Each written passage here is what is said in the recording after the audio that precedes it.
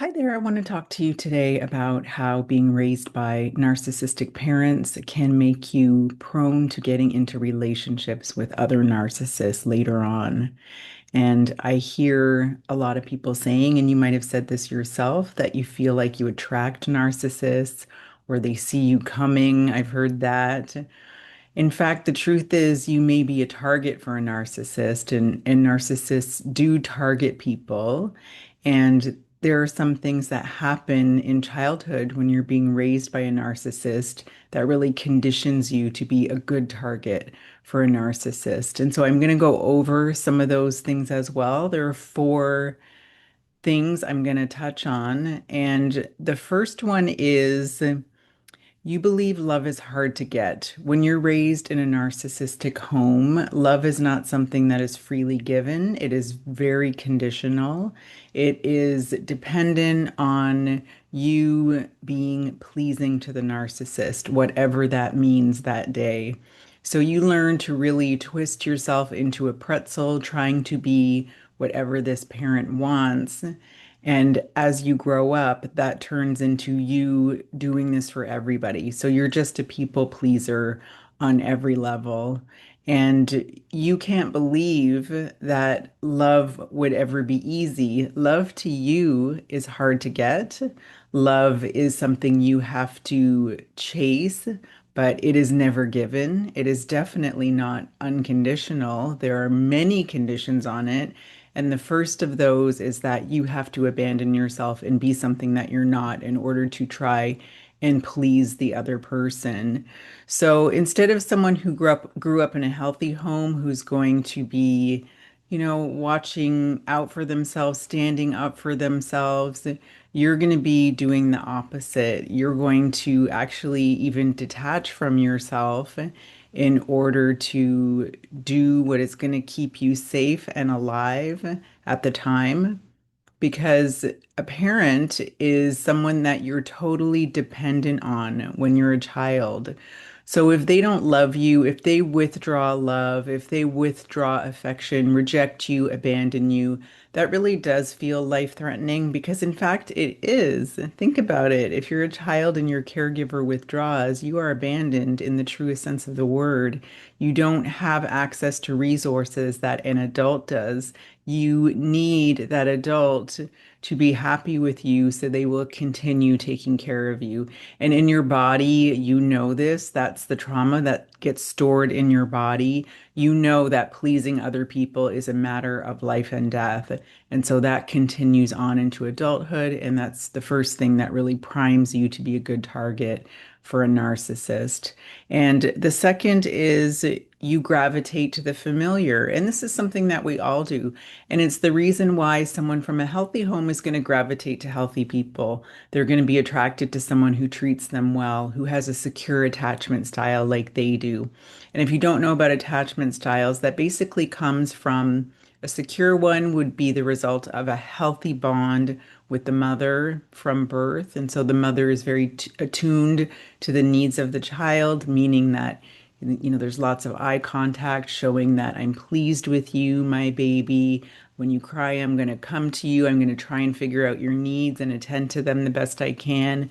Not that they get it right every time and they don't need to, but there is an effort there made to keep the child well taken care of and all of those things. So 30% of the time, if you kind of get that right, your child is going to do okay. Because when we make mistakes as parents, the child develops resilience in order to get over that. But that is not the case if that lack of attunement is chronic, if there is, malignancy with the caregiver, which of course is going to be true with the narcissist. They're not going to be able to attune at all because everything is about them. They're totally self-referential. So they're going to get it wrong even more than 70% of the time. It's going to be a pattern of not getting it right. And that's going to lead to the insecure attachment style, which is what we have when we grow up in one of these homes. And it means that our familiar is that I don't get my needs met. I don't matter. If I meet someone who treats me like an afterthought, that actually feels pretty normal to me. And if I meet someone who wants to give me unconditional love, who just wants to love me for who I am, I probably won't be able to tolerate that very well. And I can speak from experience on that one. So when I was a young adult, before I met my ex-husband, I was courted by somebody who was a wonderful person, and I couldn't tolerate it. And I couldn't have told you why, just that trauma in my body knew this is not familiar to me, this is not where I belong, and I sabotaged it subconsciously without even understanding why I would do that. And then, of course, when I met my husband, he felt like home, and he was an insecurely attached individual, also from a narcissistic mother, which he had a covert narcissistic mother. I had an overt or a classic narcissistic mother. And so we both had insecure attachment styles. And I remember meeting him and feeling like he was so familiar, like I had known him all my life. It just felt so comfortable. And I realize now that even though we are given the idea in society that this is a green light, this is a go, if somebody feels really familiar and comfortable, if they feel like home, that's go for it. That's amazing. But in fact, you want to ask yourself, what is home to me? And of course, if home is dysfunctional, if home is narcissistic, why would I want something that feels like home? So, of course, I ended up marrying this person, and that is a whole other story. That was a decade-long marriage that I finally got out of. But the idea that someone who is kind of like your mother, who is going to criticize you, who is going to make you walk on eggshells trying to please them, maybe who makes you feel like your needs don't matter at all, even though that doesn't feel good to you, that's what you're going to be able to tolerate. That's what you're going to gravitate toward because it just reminds you of what you've been used to. And it's sort of like swimming in the same toxic soup that you've always been swimming in. You know, these waters are familiar. I'm going to stay here. Those nice clean waters over there, they don't feel familiar to me. I don't know how to swim in that water, so I'm just going to stay here, even though it doesn't feel as good. So that is the second reason. It's just simply the familiarity. And on the flip side, you might have been actually repelled by people who were nice to you. You know, I don't know what to do with this. This does not feel sexy to me if somebody is kind to me because I have no reference for this. This is not love the way I've learned what love is. And so it doesn't compute. It doesn't feel passionate. Maybe if there's no chaos, it won't feel passionate to you. You might mistake peace and calm for boring. You know, somebody who's just sure of himself and knows that he wants you. Well, where's the push-pull? Where's the hot cold? That's what I'm used to. I'm used to not knowing what to expect from one day to the next, but this person is so steady. That's too boring for me. And so you will find, you know, it's the nice guy syndrome. This is repellent. I need something that's gonna light me up. You might feel lit up. You might feel chemically attracted to somebody who kind of sets off all your trauma lights, so to speak, because they are just reminding you of that relationship with the parent. So it is a trauma bond or the beginning of a trauma bond. And then number three is that you don't have any boundaries. When you grow up in a home like this, you're not allowed to have boundaries. Not only were you not taught how to have boundaries, so you don't know what they are, you were taught that you're not allowed to have boundaries. So it's even a step further than not being taught boundaries. You actually had to not have boundaries in order to survive. And we're going back to that again, the fight or flight being activated in the child's nervous system when it knows that its life is in danger. So having boundaries would be dangerous because the parent would punish you, abandon you, reject you. So you learn very early not having boundaries is safe. But the problem is, even though that's very intelligent for a child, and you want to tell your inner child that, you want to tell that inner child, thank you for taking care of me back then, but things are different now. I'm an adult now and I'm no longer in danger when I set boundaries. In fact, not having boundaries is what is putting me in danger. And that is what's making you a target for narcissists because narcissists will target you, they'll pick you. And then one of the ways they test you is that they push boundaries really early. So you might have an idea of some standards for yourself, which, by the way, is the same thing as boundaries. Standards for maybe when you get intimate with someone, how much time you spend with someone, how long in the relationship before you say, I love you. You know, you don't want things to move too quickly, a certain amount of time before you travel together, whatever those things are. You might have an idea, but perhaps you're not really firm in those. Perhaps it's really easy to get you to move those. And so that's what they do. And you might not realize that they're doing it on purpose. It's not an accident that they're asking you to move things forward really quickly.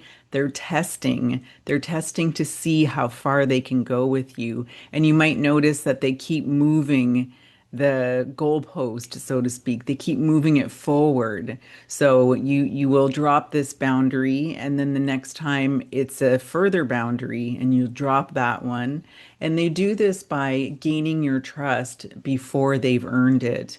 And they do that by turning on the charm with the love bombing. They pretend that they know you very well, even though they might have just kind of been getting information from, they might have got it from your Facebook, or they might have got it by asking you a lot of questions. You get the feeling that they know you so well, they're perfect for you, when in fact, they're really running a con game on you. And so, if you are very firm in your boundaries, if you can reach a point where your standards are your standards and you don't move them for anybody, this will repel the narcissist. So, that's the number one thing I recommend. And I get asked this a lot, especially by ladies who have been raised by narcissistic mothers, which is most of my clients, and then they get into relationships with other narcissists over and over again. I tell them in the beginning, the best thing you can do is get firm in your boundaries. Do not allow anyone to move those, regardless of how charming they are or how trustworthy they might have led you to believe that they are. Those are your boundaries and you don't move them. And by doing that, you are going to send the narcissist packing. Instead of taking your lack of boundaries as a green light to keep moving forward and getting you in trouble, you know, getting you deeper into the relationship, getting you engaged, getting you living together, getting you pregnant so you can't get out of it. And as you know, if you don't know, there is a phase after love bombing that is the devaluation phase. And it's inevitable that this happens. This cycle occurs in every narcissistic relationship, love bombing at first. Then, when they've got you and they get you in a way that's very hard to get out of, both because you've been trauma bonded and because you maybe legally can't get out of it. Maybe now you've got a baby and you're dependent on him, whatever it is, now you're stuck. And so now the real narcissist comes out. It truly is the Dr. Jekyll and Mr. Hyde. The mask comes off, Mr. Hyde comes out, and now he's making your life into a living hell. And he's going to be criticizing you, devaluing you, abusing you physically and emotionally, and just deteriorating your sense of self-worth, even your mental health, and you might not know which way is up. It is incredibly damaging and it can actually ruin people, both mentally, physically, and even financially. Often these people, not often, they are parasitic, and that means they are looking for a host, which is you, to live off of. And so they might drain your finances, do all kinds of, there's horror stories like you wouldn't believe. So you want to do whatever you can in the beginning not to get involved with a person like this. And that starts with having boundaries that'll send them packing, and they're going to go find some other poor soul to inflict their disease on. And I know that's hard to hear because you're a compassionate individual. I'm sure many of you consider yourselves empaths, and it's hard to consider that he's just going to go do this to somebody else. But there's nothing you can do about that. You cannot change the future or who he's going to pursue or what he's going to do. So you do have to protect yourself in this situation. And that is the only course of action for you. And that's the one I recommend taking. So, number four is that you overlook red flags. And this also makes a lot of sense because you were raised in a home where you were forced to overlook red flags. And it's not that you don't see the red flags. You know, some people think that women who get into relationships with narcissists are really stupid, but we're not. It's not that you don't see the red flags. It's just that you have been conditioned to overlook them for your own safety. So, as a child in the dysfunctional narcissistic home, overlooking red flags was how you stayed alive. And it's just like those boundaries, not having them is how you stayed alive. So of course you would feel red flags. You know, you know when someone's not treating you well. You know when you're being played. You know when someone's lying. But because you grew up in a home where you had to tolerate all those things and pretend that they weren't happening, or else you would get into big trouble by the person you were totally dependent on, you had to condition yourself to kind of go into a denial about that. So if someone's lying to me, if someone's mistreating me, I have to find a way to tolerate that abuse. And this is how I stay alive. And so that's not just going to change because you grew up. That trauma is still in your body, and you still have the feeling that if I'm mistreated, it's not for me to stand up for myself because that's dangerous. It's not for me to tell the person what I will tolerate and how to treat me because that could cost me my life. That's how it feels in your body. So instead, you tell yourself, it's up to me to find a way to tolerate this abuse. How can I live through what is being done to me? And usually that means detaching from yourself, going into denial, going into freeze or fawn. So instead of getting upset with someone who's mad at you and telling them they better watch it like a healthy person would, you do the opposite and you start to fawn. And fawn is a nervous system response that Pete Walker, he coined this phrase, and it is basically about abandoning yourself to please another person. So totally letting go of anything that you might want, rejecting the way you feel or the way someone is treating you in order to keep the peace. Basically, that's what it is. And you might have noticed that that's what goes on in your narcissistic relationship. It's another version of walking on eggshells, just like you had to do with the narcissistic mother. So you want to really learn to pay attention to those red flags, see them not as something to overcome and survive and tolerate, but something that gives you information that this person is a danger to you or could potentially be a danger to you. And you want to say, okay, I am going to stop. I'm going to tune into myself. I'm not going to detach from myself. I'm going to pay attention to what's going on in my body, but I am not going to let it dictate my actions because I'm no longer a child. I'm no longer dependent on anyone outside of me. I have access to resources I haven't had before. And I can survive if this person is not in my life. So, a lot of times we get the red flags and we want to overlook them because we're afraid of losing the person if we call them out on it. But the truth is that you want to lose somebody who has a bunch of red flags. You want to lose somebody who doesn't know how to treat you. You don't want someone in your life who is abusive or who treats you like you don't matter. That's not something you want to survive any longer. It's something you want to get rid of so you can start attracting the person who is right for you.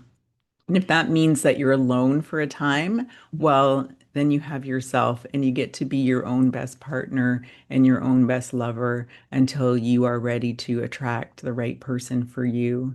So that's what I have for you today. Thank you for listening. And if you enjoyed the content, I would love if you would subscribe and then you will get notification of when the next video comes up. So thank you, and I'll talk to you next time.